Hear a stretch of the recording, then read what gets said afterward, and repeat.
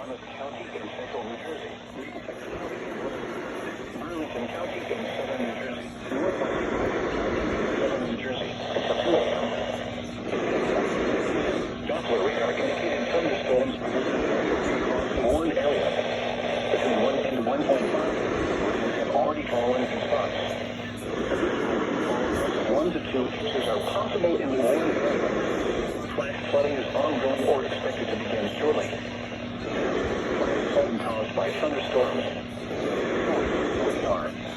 Impact. Flooding of streams, urban areas, highways, as well as other drainage and low-lying areas.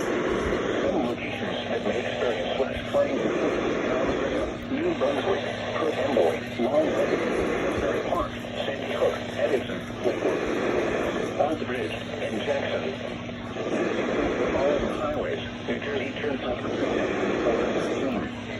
Interstate 200, 3-mile marker 36, Interstate 195 in New Jersey, 1 and 34.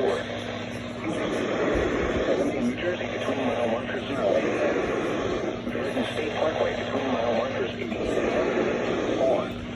Motorists should not be or drive cars through flooded areas.